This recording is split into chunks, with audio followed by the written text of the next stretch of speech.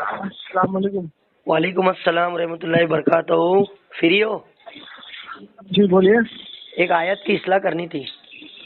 बोलिए। लकुम दीनकुम वलियदीन। हाँ, इसका माना ये होता है कि तुम अपने दीन पे रहो, हमारे अपने दीन पे रहने दो।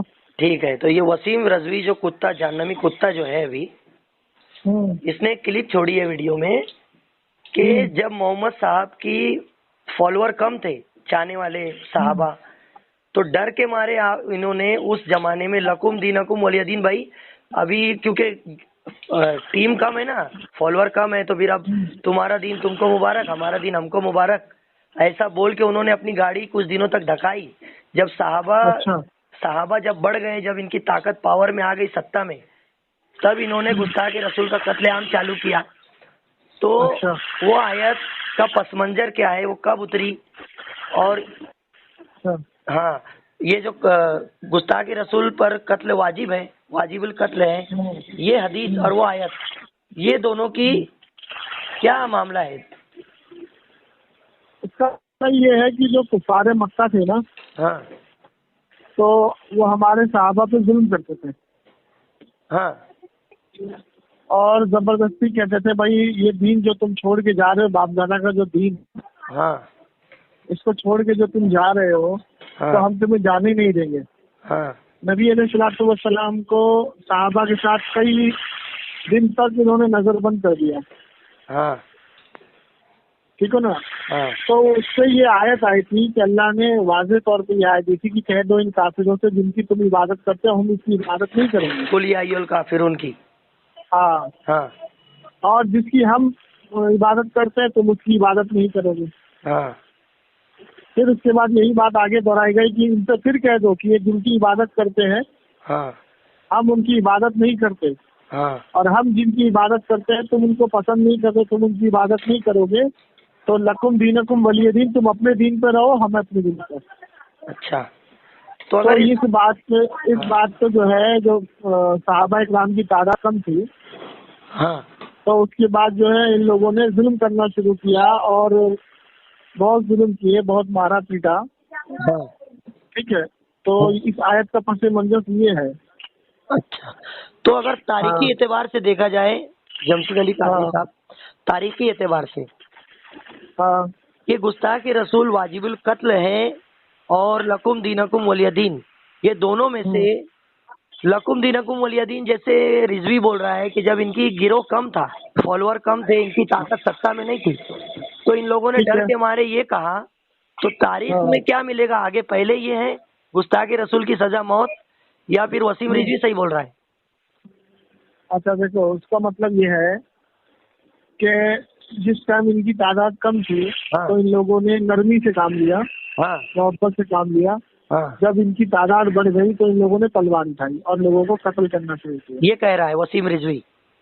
अच्छा, ये कह रहा है ना। हाँ तो इसका जवाब ये है कि जब हमारे नबियों को यहूदियों ने कत्ल किया, याहिया अलैहिस्सलाम को कत्ल किया, हाँ और किसी भी 1,24,000 पैगंबर जो आए दुनिया में, किसी की भी हुकूमत वाज़ेह नहीं हुई। हाँ हर किसी ने धर्म को अपने तरीके से अपनाया। हाँ, तो इस जाहिल से पूछो कि उस टाइम हिंदू थे? नहीं थे। उस टाइम लेकिन तो वो उसका यहूदी झगड़ा थे, हिंदुओं ईसाई को, थे, नसारा थे। कादरी साहब, सुनो उसके बात सुनो। उसका बात तो झगड़ा सुनो। हिंदू को लेकर नहीं, उसका कहना है पूरी दुनिया में मुसलमान गुस्ताख रसूलों को मारते हैं, ये नहीं करना चाहिए। अच्छा, पूरी दुनिया में गुस्ताखे रसूलों को मारते हैं, नहीं करना चाहिए। हाँ, मतलब ये कितनी भी तो नंगा खुल्ला गुस्ताखी करे, इनको छूट देना चाहिए। चलो ठीक है। तो उससे पूछो कि तू किस किताब को मानता है, पहले किताब का नाम बता। अच्छा, किस किताब पर तू मानता है? अगर तू भगवत गीता को मानता है तो महाभारत में तो अपने रिश्तेदारों पे तलवार चलाने का और अपने रिश्तेदारों पे धनुष उठाने का हुक्म कृष्ण ने दिया। हाँ यदा यदा ही धर्म, जब भी जुल्म बढ़ेगा तो मैं आऊंगा धरती पर। हाँ ठीक है। उसके बाद जो है कि अब ये बता कि उसमें उन्होंने जो है अधर्म पे धर्म को ऊपर रखा, हाँ कि जो भी अधर्म काम करेगा, जैसे द्रौपदी को जो है 20 सभा में इन्होंने बेइज्जत किया था, एक औरत को, हाँ हाँ, और औरत का बदला जो उस औरत की गलती पे जिसने पर्दा डाला था, हाँ वो तो उनके साथ थे, कौरव के साथ। हाँ और जिन्होंने पर्दा नहीं डाला था, जो उसके खुले समर्थन नहीं करते थे, वो पांडव के साथ आ गए। हाँ ठीक है। तो जो हक पर था, महाभारत जब हुई तो जो हक पर था, वह यहाँ पे हक और बातिल की बात आ गई। तो जो हक पे था, तो एक औरत की बेइज्जती करने के लिए तुमने महाभारत कर दी और उसमें 27,000 लोगों को मार दिया। हाँ। तो इस्लाम में नबी नबी सलाम की हुर्मती करने पे अगर किसी को हमसे जुदा का नारा लगाया जाए तो क्या बात है? हाँ हाँ।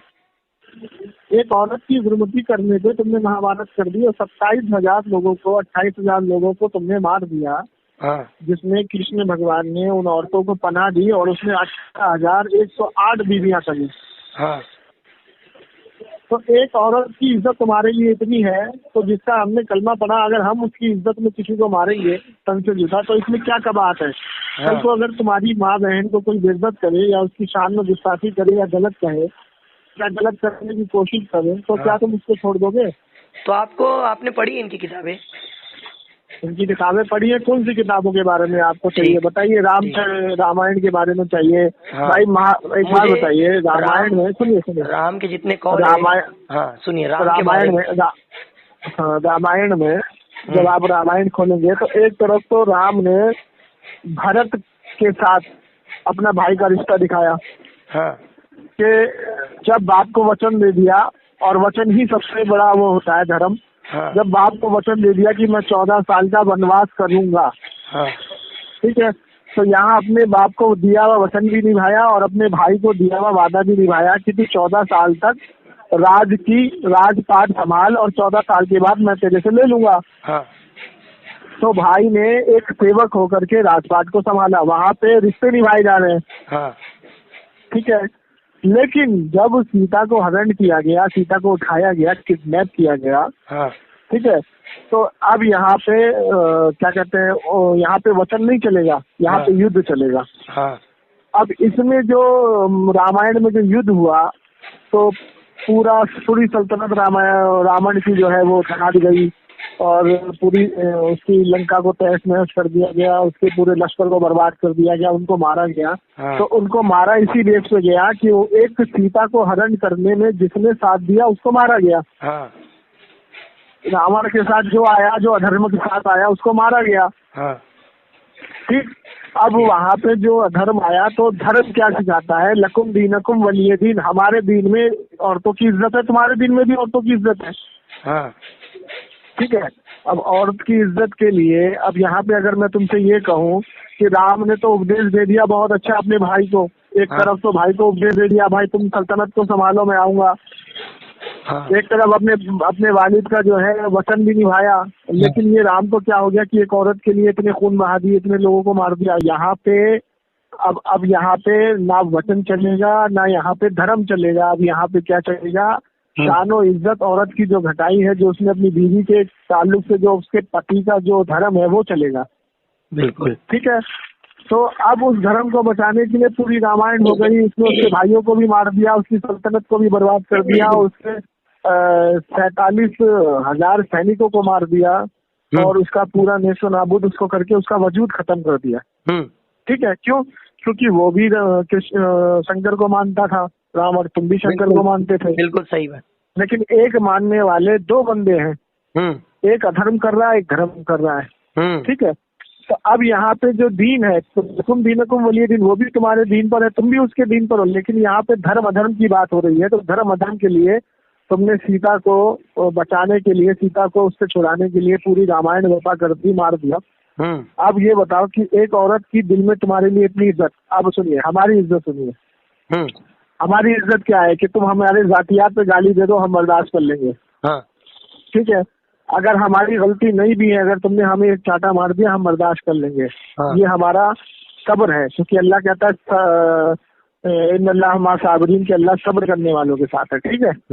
तुमने हमारे घर को जला दिया, चलो ठीक है, हमने सब्र कर लिया। तुमने हमारे भाई को मार दिया, चलो हमने सब्र कर दिया। तुमने हमें मॉक ब्लीचिंग में मारा, चलो हमने सब्र कर लिया। तुमने हमें क्या कहते हैं कोई कानून देश में हमें नहीं दिया, ना सरकारी नौकरी, ना कुछ नहीं दिया, फिर भी हमने सब्र कर लिया, हमने कोई इत्तेहाद नहीं किया इस मामले में, ठीक है।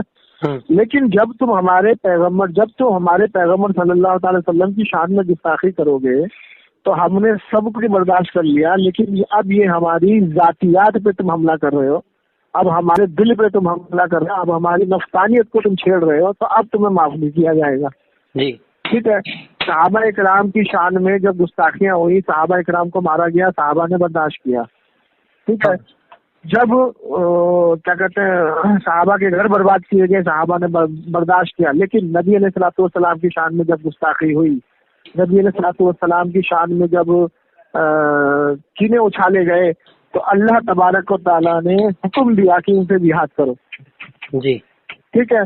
अब कुरान कहता है कि इन काफिरों को जहाँ पकड़ो वहाँ मारो, लेकिन वो जो आयत है वो उसका पस मंजर ये है कि एक कॉन्ट्रैक्ट हुआ था, एक समझौता हुआ था, एक कबीले के साथ समझौता हुआ था। मैं जानता हूँ इस कबीले में मैं वो जानता हूँ, इसी आयत के पस मंजर के तहत मैं एक क्वेश्चन कर रहा हूँ आपसे कि ये आयत जो है अभी मनसूख हो गई है क्या?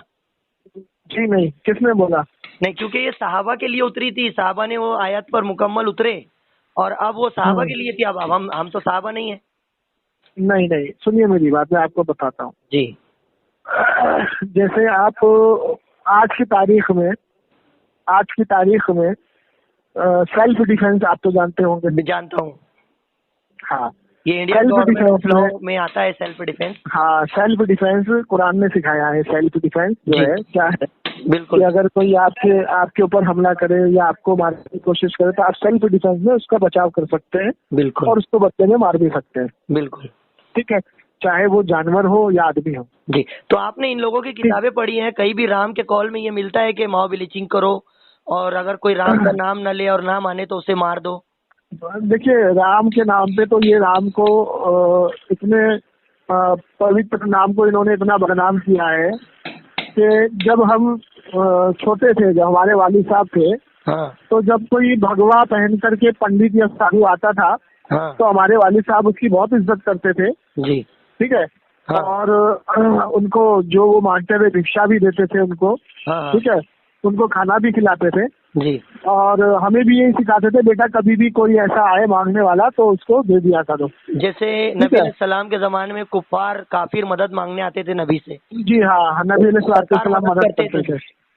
हाँ, बिल्कुल। तो उसके बाद फिर क्या हुआ कि हमारे वालिद साहब तो दुनिया से कुछ कर गए, पर्दा फरमा गए, दुनिया से रुखसत हो गए। हाँ, तो अब हमारे सामने जो वारदातें पेश हो रही है कि वो ही भगवा पहनकर, हाँ, जो भगवा की इज्जत जो है हमारे बाप दादाओं ने हमें सिखाई, हाँ, क्योंकि अगर ये भगवा कलर इतना ही खराब होता तो ख्वाजा गरीब नवाज चिश्ती रहमतुल्लाह अलैह इसको कभी ना इख्तियार करते जी, और हमारे नबी करीम सल्लल्लाहु अलैहि वसल्लम भी इसको इख्तियार ना करते। आपने भी इसको पहना है जी, हदीस मुबारका मौजूद है जी, कि नबी अलैहिस्सलाम इस रंग को बहुत पसंद करते थे जी, ठीक। अब हमारे आज के आलिम भी इसको पहनते हैं जी, ठीक है, लेकिन आप देखिए कि पूरी दुनिया में, पूरे वर्ल्ड में हाँ, आज इस कलर के ऊपर बातें शुरू हो गई हैं कि लोग इसको भगवा आतंकवादी कहने लगे हैं, हाँ, ठीक है। तो हम जब चाहे हिंदुस्तान से कोई हिंदू जाए या मुस्लिम जाए या सिख जाए या ईसाई जाए, अगर वो बाहर जाता है, चाहे लंदन जाए, पेरिस जाए, कहीं भी जाए जी, तो जब वो हमको मुखातिब करते हैं ना कि ये हिंदुस्तानी है, अरे ये वही हिंदुस्तानी है जब भगवा आतंकवादी रहते हैं। अच्छा, अच्छा, इस तरीके के जुमले वहाँ उछाले जाते हैं और ये वारदात हमारे सामने बहुत पेश आ चुकी है। जी, जी, ठीक है। अभी हाल फिलहाल में आपने देखा होगा कि क्रिकेट का मैच हो रहा था, हाँ, तो उस मैच के दौरान शायद वो न्यूजीलैंड में हो रहा था या इंग्लैंड में हो रहा था, इतना या ऑस्ट्रेलिया में हो रहा था, इतना मुझे याद नहीं है। हाँ, उस मैच के दौरान वहाँ पे एक पोस्टर किसी ऑडियंस में से लगाया था किसी ने कि हम गाय का गोश्त खाते हैं, तुमसे जो करा जाए कर लो। अच्छा, ठीक है, और भगवा आतंकवादियों से हम डरते नहीं। अच्छा, इस तरीके के पोस्टर लगे थे। तो अब ये बताइए कि उसमें हमारे खिलाड़ी जो गए थे देश के, उनका क्या कसूर था? हाँ, हाँ, लेकिन उनकी वहाँ पे उनको वहाँ पे बर्दाश्त करना पड़ा क्योंकि वो सिर्फ और सिर्फ इंटरटेनमेंट के लिए अपने देश के लिए खेलने गए थे जी, लेकिन इसका जो सारा करतूत और सारी जो पीछे का जो बैकग्राउंड है उसमें सब के सब ये जो आज के तारीख के जो ये कुछ पंडित बन के अपने आप को लोगों को धोखा दे रहे हैं, ये इनको जाता है। इनको पकड़ के पूछना चाहिए कि तुमने इस रंग को इतना बदनाम कर दिया, तुमने गाय भैंसों पे लोगों को मारना शुरू कर दिया, तुमने इंसानियत खत्म कर दी हिंदुस्तान से, और आज की तारीख में तुम्हें भगवा आतंकवादी कहा जा रहा है। जिस राम का नाम जब पहले लिया जाता था तो लोग उसको सुनते थे जी, ठीक है, लेकिन आज अगर कोई जय श्री राम जोर से चिल्लाता है तो लोग घबरा जाते हैं, भाई ये कोई भगवा आतंकवादी आ गए। बिल्कुल सही है। तो जब नबी सलाम ने सही हदीस में हेलो जी गाय के गोश्त को जो है नुकसान बताया, तो मुसलमान इसको छोड़ते क्यों नहीं? देखिए, पहली चीज तो मैं आपको ये बता दूं कि गोश्त खाना कोई फर्ज नहीं है, ना वाजिब है। हाँ, तो छोड़ते क्यों नहीं है मुसलमान? देखो, 1000 तरीके की गिज़ाएं अल्लाह ताला ने हमें मुहैया कराई है, और गाय का नबी सलाम ने खुद मना फरमा के गए कि इसका गोश्त नुकसानदेह। जी देखिए, वो किस गाय का गोश्त नुकसानदेह है मैं आपको समझा देता हूँ। बोलो। जो गाय दूध देती हो। हाँ। जिस गाय का जो दूध है ना, हाँ, लोग पीते हो और वो गाय दूध देती हो और उसका बछड़ा दूध पीता हो, हाँ, उस गाय का गोश्त काटना मना है, उसको हलाल करना मना है आपकी कि वो वाजिब और फर्ज नहीं है। देखिए, मैं आपको समझा देता हूँ, गोश्त खाना ना वाजिब है ना फर्ज है, लेकिन गोश्त खाने के जो फायदे हैं और जो इसका साइंस भी कहता है, डॉक्टर भी कहता है, मेडिकल भी कहता है जी। मैं आपको एक उदाहरण दे देता हूँ कि अगर आप अभी टीबी के हॉस्पिटल में जाएंगे, आप जाइए, क्योंकि मेरे साले को हाल फिलहाल में अभी टीबी हुआ था। अच्छा। तो हम उससे पूरा गुजरे हैं और जो भी हम कह रहे हैं वो बिल्कुल दुरुस्त कह रहे हैं। आप इसकी जांच कर लीजिएगा जी, आपका प्रेस रिपोर्टर है जी, बोलिए। तो जब आप किसी टीबी के हॉस्पिटल में जाएंगे तो जिस शख्स को टीबी होता है तो वहाँ पे उसको अंडा खाना, चाहे मंगलवार हो, शनिवार हो, इतवार हो, सोमवार हो, अंडा उस पे सही बात है, मैं जानता हूँ, कंपलसरी है जी। उसके बाद उसको मीट और मछली खाना है, वहाँ पे कंपलसरी है जी। क्यों? क्योंकि डॉक्टर तुम्हें उठा के बाहर फेंक देंगे अगर आप नहीं खाएंगे तो जी। ठीक है। उसके बाद आप किसी भी हिंदुस्तान के सरकारी हॉस्पिटल में चले जाइए, सरकार की तरफ से जो खाना मुहैया किया जाता है, सुबह सुबह आपको नाश्ते में अंडा मिलेगा ही मिलेगा। सही बात है, ठीक है। उसके बाद डॉक्टर आपको कहेगा कि भाई आपके अंदर विटामिन बी की कमी है, सी की कमी है, ए की कमी है, डी की कमी है, ई की कमी है, हाँ। मल्टी विटामिन कमी है आपको ये दवाइयाँ खानी पड़ेगी, आपको ये पौष्टिक आहार की ये दवाई है, ये विटामिन की दवाई है। तो मेरा एक ही सवाल है कि ये दवाई बनती किस चीज की है? अच्छा, बहुत बढ़िया सवाल है। इस दवाई में उपयोग क्या होता है, चीज जाती क्या है, उसमें है क्या चीज जी, ये अगर बता दे कोई भी पंडित तो मैं उसकी गुलामी करूंगा अगर उसने हकीकत बता दिया तो। अच्छा, ठीक है। हाँ, अब दूसरी चीज ये है कि ये सारी दवाइयाँ जो है मीट, मांस, मच्छी और इनके उससे अर्थ से बनती है ये सारी चीजें। अच्छा। कैल्शियम की हो, विटामिन की हो, चाहे कोई भी हो। हाँ, अक्का दुक्का दवाई है जिसके अंदर और दूसरे पदार्थ यूज किए जाते हैं। चलिए, ये तो हो गई लॉजिक बात। हाँ। दूसरी लॉजिक बात ये हो गई कि अगर आपको मीट, मांस, अंडे से इतनी नफरत है तो ये सरकारी हॉस्पिटल में सरकार जो बीजेपी की है, हाँ, और किसी की भी सरकार हो, हाँ, तो इसके अंदर अंडे क्यों भेजे जाते हैं? अच्छा, उसको बैन क्यों नहीं किया जाता? मीट, मच्छी को बैन क्यों नहीं किया जाता? तो प्राइवेट हॉस्पिटल में आप जाइए, सिर्फ फकत गाय के मांस पे झगड़ा है। मैं आपको बता रहा हूँ ना, आप मेरी बात को पूरा सुनिए। हाँ। तो इस पे बैन क्यों नहीं है? अच्छा, दूसरी चीज ये है कि अगर आपको गाय पे ही बात करनी है तो मुझे ये बताइए कि बीजेपी की सरकार गोवा में है जी, और गोवा में खुलेआम गाय काटी जाती है। अच्छा, नहीं मुझे पता नहीं था। यहाँ तक के बीजेपी का एक नेता जिसका नाम मेरे जहन से उतर रहा है, उसने खुद ये ऐलान किया था कि मैं गाय खाता हूँ, खुलेआम खाता हूँ, जिसको जो करना है कर ले। और सबसे ज्यादा गाय की तस्करी और गाय का मांस जो सप्लाई होता है वो गोवा से होता है विदेशों में। अच्छा, पहली चीज। दूसरी चीज, अगर आपको गाय पे इतनी राजनीति करनी है तो आप संगीत सोम को पकड़िए, जो ये बीजेपी का नेता है संगीत सोम, जिसकी कंपनी है गाजियाबाद में, जहाँ से गाय सप्लाई होती है, खुलेआम सप्लाई होती है। अच्छा, ठीक है। हाँ बिल्कुल। अच्छा, दूसरी चीज ये है कि क्या पूरे हिंदुस्तान में तुम्हारी माता गाय को तुम बना के बैठे हो तो गोवा में माता नहीं है क्या? वो तो पूरी दुनिया में है। पूरी हिंदुस्तान में तुमने गाय को माता बनाया। तो अब हमारा जो इम्पोर्टेंट सवाल है, इम्पोर्टेंट जो बिल्कुल इसकी जड़ है वो ये है कि जैसे पार्लियामेंट में आपने बिल पास करवा लिया, हाँ ठीक है, 3 तलाक पे पास कराया आपने, हाँ। ठीक है, मुसलमानों ने उसका विरोध किया, ठीक है। उसके बाद सुप्रीम कोर्ट ने राम मंदिर का जो फैसला दिया उस पर भी मुसलमान ने उसको स्वीकार किया जी ठीक है, कहीं कोई वारदात नहीं हुई। जी ये बिल्कुल सबसे बड़ा उदाहरण है। सही बात। सरकार किसकी है? आपकी है, बिल्कुल ठीक है। सरकार आपकी है, सुप्रीम कोर्ट में आपका सिक्का चलता है, राष्ट्रपति आपका है, सदन आपका है, पूरे बहुमत की सरकार है। जी तो हमारा सबसे बड़ा सवाल यह है कि जिस तरीके से मोर राष्ट्रीय पशु है, राष्ट्रीय पक्षी है, हाँ। तो गाय को राष्ट्रीय पशु क्यों नहीं बनाते तुम? अच्छा।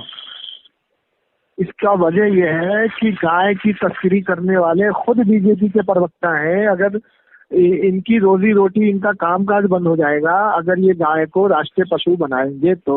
अच्छा ठीक है, ठीक मैं है, क्योंकि एक ही बात पर अड़ा हूँ, जमशेद अली कादरी साहब, और उसी जगह से आप हिले ना, उनके ऊपर ना जाए।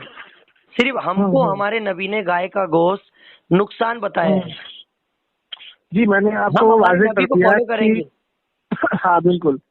जो जो एक तो पहली चीज ये है कि जिससे अगर किसी को ठेस पहुंचती है, नुकसान पहुंचता है, जी जिसमें किसी की आस्था है, हाँ। ठीक और है। नबी की एक हदीस और मिसाल भी है के जमशेद तौर साहब, पर मैं रोक रहा हूँ, नबी अलैहिस्सलाम की एक हदीस और भी है कि हमारी जात से किसी को तकलीफ नहीं होना चाहिए। मैं वही आपको समझाने की कोशिश कर रहा हूँ हाँ बोलिए बोलिए। कि जैसे हम चिकन खाते हैं, मटन खाते हैं, जी। मिसाल के तौर पे, जी और हम अपनी लड़की की शादी कर रहे हैं, अपनी लड़की की शादी कर रहे हैं, और हमारे आस पड़ोस में सब बेचारे चिकन मटन खाने वाले नहीं हैं, हाँ। गैर मुस्लिम, वो पंडित है उसमें, और वो उसको छूते भी नहीं है। तो हम जब अपनी बेटी की शादी करेंगे तो अगर हमने उनको दावत दी है ना, हाँ तो हम उनके धर्म का, उनके उनके उसका सम्मान करते हुए हम खाना वेजिटेरियन बनवाएंगे। बिल्कुल बनवाते ही है ना, ताकि, हाँ सुनिए ना, ताकि हम हमारी वजह से उनकी आस्था पे या उनके दिल पे ठेस ना पहुंचे। जी ठीक है। तो अल्लाह के रसूल की ये हदीस है कि जिस काम से किसी को नुकसान हो वो काम तुम ना करो। बिल्कुल। अब मिसाल के तौर पे कि हम कहीं खाना खा रहे हैं बैठ के, और कोई भाई हमारा जो है वो नॉनवेज नहीं खाता है, हाँ। तो हम परहेज करेंगे। जी हम परहेज करेंगे, हम उसको परहेज के लिए फोर्स नहीं करेंगे, हम बिल्कुल। परहेज करेंगे।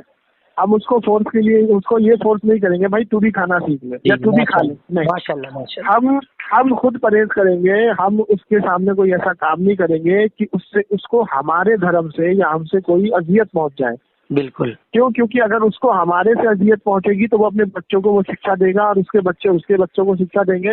इससे हमारा धर्म बदनाम हो जाएगा। हम बिल्कुल। खाते हैं, और बिल्कुल। खाने की बात रही तो हिंदुस्तान के अंदर आबादी जो है हमारी कम है, कम्युनिटी में हम कम आते हैं, तो सबसे ज्यादा जो चिकन और मटन सप्लाई हिंदुस्तान में होता है, तो सबसे ज्यादा खपत हिंदुस्तान में होती है। हाँ सही बात। तो जाहिर सी बात है कि गैर मुस्लिम भी खाने वाले ज्यादा है, क्योंकि जगह के हिसाब से हिंदुस्तान बड़ी जगह है और यहाँ पर गाय का बड़ी उत्पादन जगह ज्यादा है। है। हाँ, यहाँ पे पशु का उत्पादन ज्यादा है। अच्छा, अब एक लॉजिकल बात यह है कि अब मुझे इसका जवाब दे दे कोई कि चलिए मुसलमान जो है गाय से परहेज करता है और हर जगह गाय नहीं काटी जाती, हाँ ठीक है ना?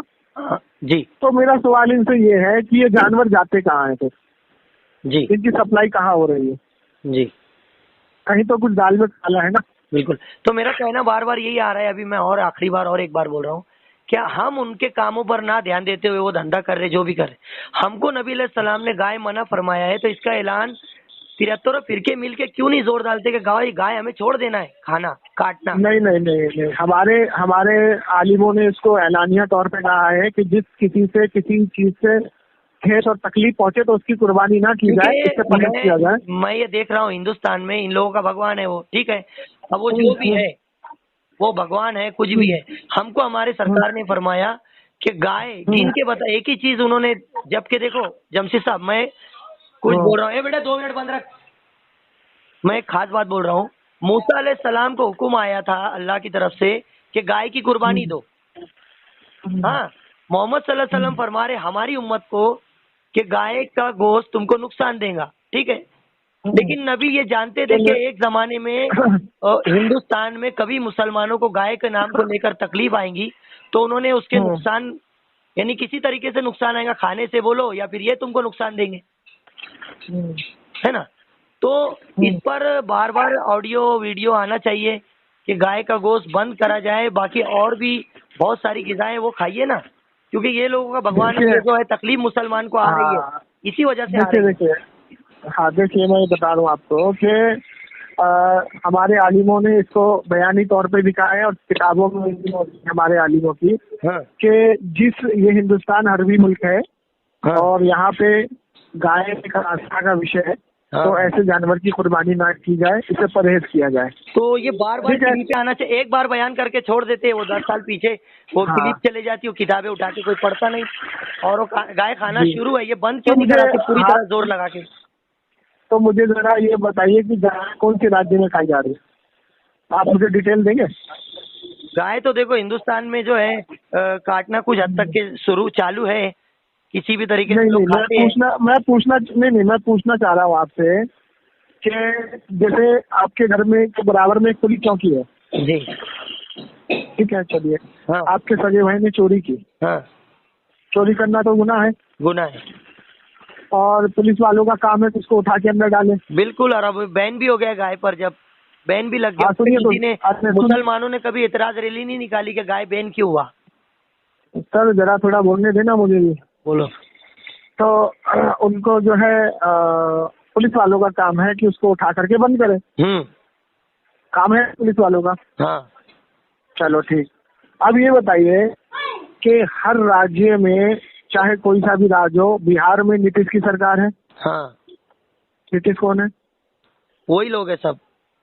ठीक है, गुजरात में इनकी सरकार है, टोटल ऑल इंडिया में। उड़ीसा में इनकी सरकार है, कलकत्ता में इनकी सरकार है, हर जगह इनकी सरकार है। तो अगर कहीं गाय काटने जा रही, हमारे आलिमों ने उसको मना कर दिया है, रोकने के लिए बोला है, उसको परहेज करने के लिए बोला है, तो अगर वहाँ काटी जा रही है तो कानून किसका है?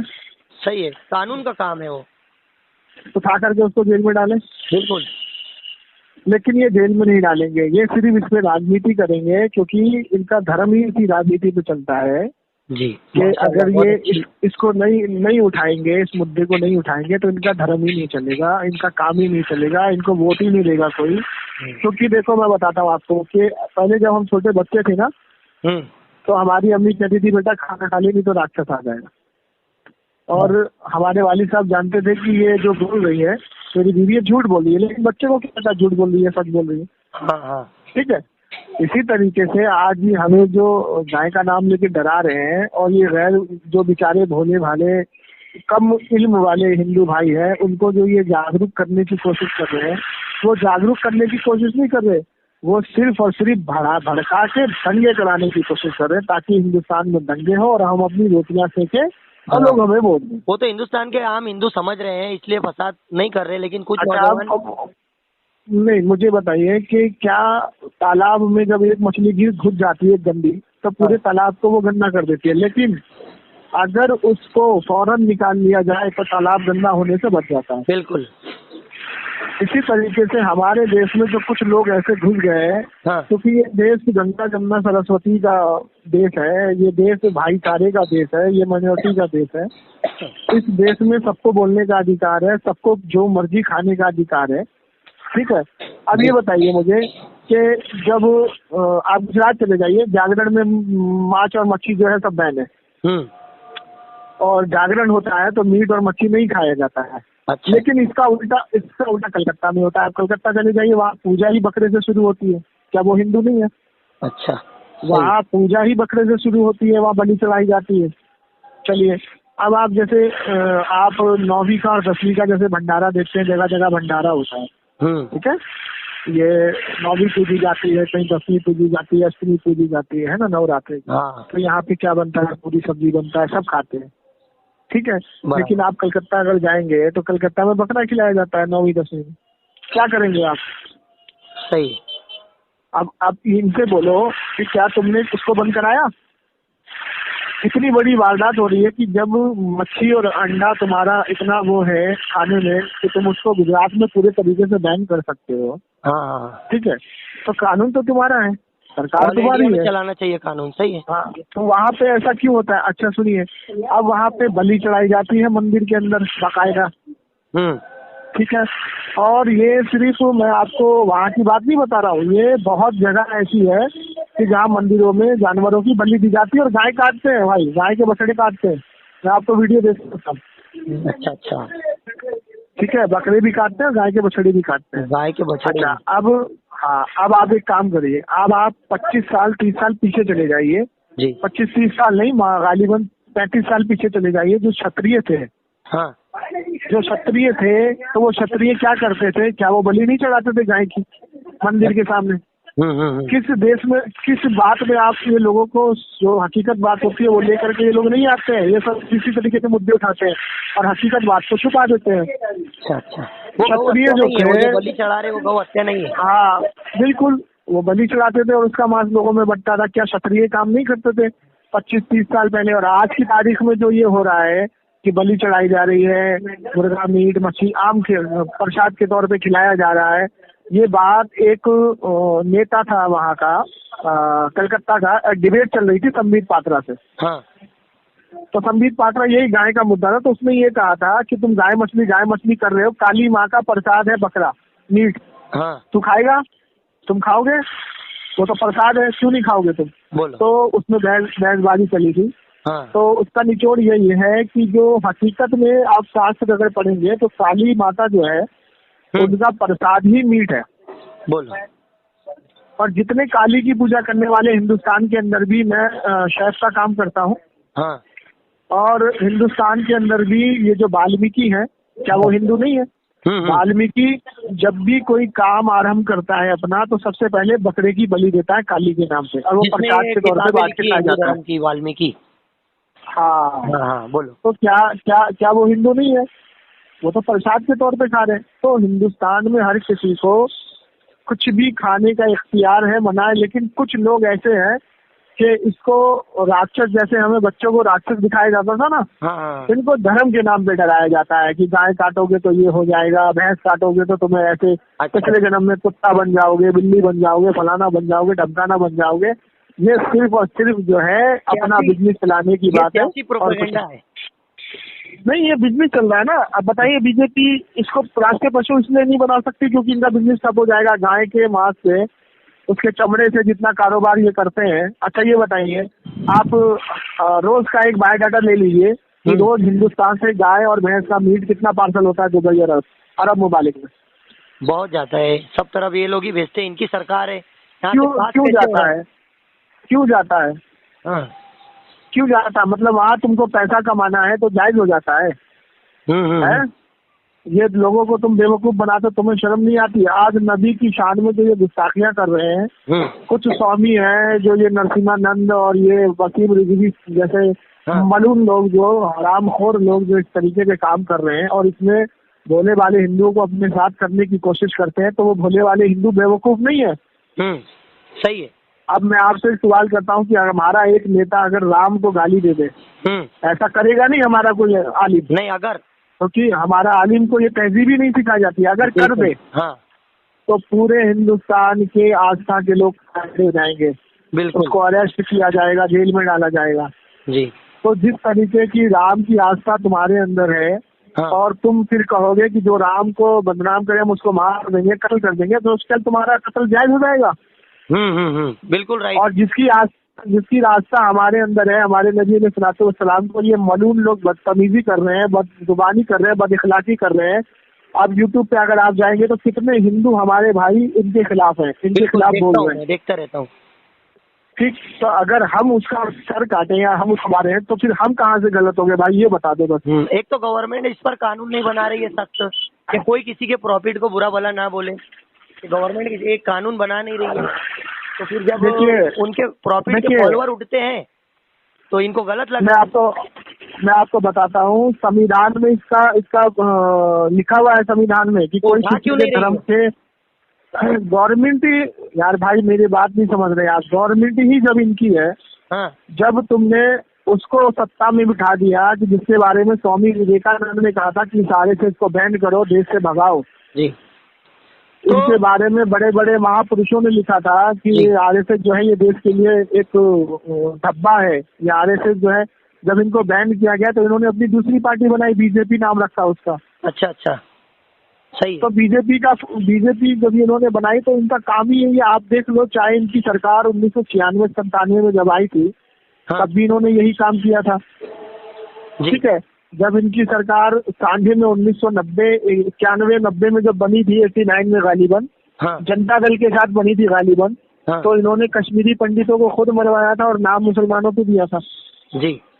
आज की तारीख में जब इनकी 10 साल से सरकार है, तो आप इनसे रोजगार के बारे में पूछो, जवाब नहीं देंगे। आप इनसे महंगाई के बारे में पूछो, जवाब नहीं देंगे। आप इनसे सुरक्षा के बारे में पूछो, जवाब नहीं देंगे। आप इनसे क्या कहते हैं, किसी भी काम के बारे में पूछो, बिजली के बारे में पूछो, गैस के बारे में पूछो, पेट्रोल के बारे में पूछो, नहीं जवाब देंगे। जवाब क्या है? सिर्फ हिंदू मुस्लिम। इसका रीजन ये है कि इनको अपने इस जो इन्होंने जो काम नहीं किया, इसको छुपाना है, और इसको छुपाने के लिए इनको ये मुद्दा ऊपर उठाना है, बस।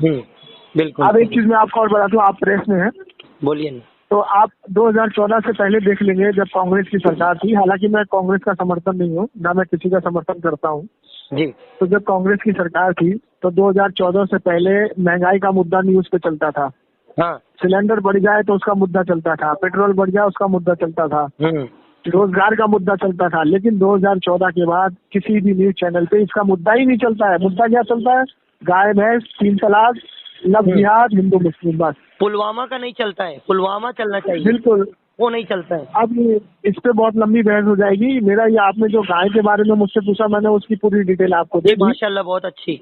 ये इनका प्रॉफिट गंडा है। और नबी अलैहिस्सलाम की जहाँ तक बात रही, तो नबी अलैहिस्सलाम की शान में जो भी गुस्ताखी करेगा, हम अलानिया कहते हैं कि तुम हमारी जातियात पे बोल दो, हमें गाली दे दो, हमें मार लो, हम बर्दाश्त करेंगे। लेकिन हमारे नबी की शान में जो भी गुस्ताखी करेगा, हम उससे बर्दाश्त बिल्कुल नहीं करेंगे। ठीक है, अब इसके लिए हमें चाहे जो भी करना पड़े, हम वो करेंगे। उस शख्स के खिलाफ, हम सबके खिलाफ नहीं बोल रहे। बिल्कुल, हम उन हिंदू भाइयों के खिलाफ नहीं बोल रहे जो हिंदू भाइयों ने हमारे कदम से कदम, कंधे से कंधा मिला के इस देश को आजाद करवाया। जी, सही बात है। और आज भी हमारे साथ है, सब लोग हमारे साथ हैं। जी, हम उनके खिलाफ हैं जो ऐसे काम करके और ऐसे दो बातें करके और एक 4x4 के कमरे में बैठ करके और बोल करके लोगों में दंगा फैलाने की कोशिश करते हैं। तो ये दासना का महंत है। हाँ। और ये दासना में ही रहता है, गाजियाबाद में। वहाँ से इसकी बाहर निकलने की इसकी हिम्मत नहीं है। इसको पता है कि सबसे पहले इसको हिंदू ही पकड़ के मारेंगे। सही है। तो जमशेद भाई, तो हेलो, आपके चैनल के माध्यम से मैं ये बात बताना चाहता हूँ जी कि मैं एक मैसेज देना चाहता हूँ हमारे अवाम को। मैसेज ये देना चाहता हूँ कि देखिए, हम लोग इस हिंदुस्तान के नागरिक हैं। हिंदू हमारे भाई हैं, सिख भी हमारे भाई हैं, ईसाई भी हमारे भाई हैं, और सबको भाई भाई के तरीके से रहना है। मेरा एक ये छोटी सी एक रिक्वेस्ट है, और ये बहुत महत्वपूर्ण बात है, बहुत जरूरी बात है कि ये कुछ लोग बाहर से आते हैं और दंगा कराने की कोशिश करते हैं, किसी की दुकान में आग लगा देते हैं और मार पिटाई चालू कर देते हैं। तो मेरी एक ये दरखास्त है कि जिस जगह पर मुस्लिम भाई ज्यादा रहते हैं, हाँ, उस जगह पे हमारे हिंदू भाइयों की हिफाजत करें। करते हैं। और नहीं, मैं ये फिर भी मैसेज देना चाहता हूँ, वो तो मैं जानता हूँ कि करते हैं। और जिस जगह पे हिंदू भाई ज्यादा रहते हैं, उस जगह पे वो मुस्लिम भाइयों की हिफाजत करें। यही हमारी सभ्यता है, यही हमारा हिंदुस्तान है। तो हमें अपने बच्चों को, क्योंकि मरना सबको है, आज हमारी बारी कल तुम्हारी बारी। जी, बहुत कोई दुनिया में अमृत पी करके नहीं आया है। जी, तो हमारा ये कहना है, हमारे जितने आने वाली नस्ल को हमें बचाना है, तो हमारे जितने हिंदू भाई हैं और हमारे जितने सिख भाई, ईसाई भाई हैं, वो आपस में एकता बना के रखें। कुछ लोगों की, और एक सबसे बड़ी बात मैं ये बता दूं कि जब न्यूज चैनल पर एक पंडित जी को और एक मौलवी को और एक किसी को बिठाया जाता है, हाँ, तो उनको ये सोच के बिठाया जाता है कि ये बंदा पूरे मुसलमान का रहनुमा है, ये बंदा पूरे हिंदुओं का रहनुमा है, ये बंदा पूरे आम इंसान का रहनुमा है। ऐसा नहीं है। हाँ, वो उन्हीं के पैनल के खरीदे हुए लोग होते हैं। बिल्कुल, ये वो उन्हीं के पैनल के लिए, और उनकी पूरी प्रैक्टिस होती है, और वो वही बोलते हैं जो उनको सिखाया जाता है। तो आप ये बिल्कुल ना सोचे कि उसमें कोई मौलवी बैठ के अगर कुछ कह रहा है तो वो पूरे मजहब का रहनुमा है। हमारे रहनुमा हमारे बड़े अकाबिर आलिम है। बिल्कुल, ठीक है। और और वो हमारे रहनुमा बिल्कुल नहीं है, जो पैनलिस्ट पे बैठ करके और जो मन में आता है वो बकते हैं, किसी को जूता दिखाते हैं, किसी को चप्पल दिखाते हैं, किसी को गालियां देते हैं। हाँ हाँ। ये सिर्फ इनका एक टीआरपी बढ़ाने का एक एजेंडा है, इस एजेंडे में बिल्कुल ना और पड़े। ये पगार पर आते हैं, और मैंने सुना न्यूज पर, कुछ पैसा लेकर। बिल्कुल बिल्कुल इनको पैसे मिलते हैं, तो ये बिल्कुल ना सुने। जी और सबसे बड़ी बात है कि अपनी इंसानियत को जगा करके रखें, उसको सिलाए नहीं। जी। और जहाँ पर भी किसी के साथ जाती हो रही है तो उसके खिलाफ खड़े हो जाए। हजरत, अगर आपको टीवी डिबेट पर कभी बुलाना हो तो आप आओगे? जी इंशाअल्लाह, देखिए अगर आप टीवी डिबेट में मुझे बुलाएंगे तो बात कायदे से होनी चाहिए, उसूल की होनी चाहिए। बिल्कुल बिल्कुल। ये नहीं कि गाली गलौज गाली गुप्ता के बीच में आप मुझे दिखाएं, ऐसा नहीं होना चाहिए। नहीं नहीं नहीं। पैनलिस्ट का मतलब देखिए, पैनलिस्ट का जो मतलब ये होता है कि वो जब जा रहा है जो बात करने के लिए तो सच बात बोले, हक बात बोले। बिल्कुल। और जो आज हमारे सामने पेश नहीं की जाती, मीडिया वाले नहीं पेश करते हैं, उसको छुपाते हैं, दबाते हैं और उस बात को उठाते हैं जिसपे दंगे भड़के, लड़ाई झगड़ा भड़के। जी। तो आपसे मेरी गुजारिश ये कि अगर आप किसी पैनलिस्ट को बुला रहे हैं या आप अगर डिबेट करा रहे हैं तो डिबेट की तरह होनी चाहिए। बिल्कुल सही। जातियात पे हमले नहीं होने चाहिए। जी सही है। ठीक है, ठीक है, बहुत अच्छा लगा आपसे बात करके। मैं सैयद आसिफ अली मालेगांव से बोल रहा हूँ और आप जमशीद अली कादरी दिल्ली।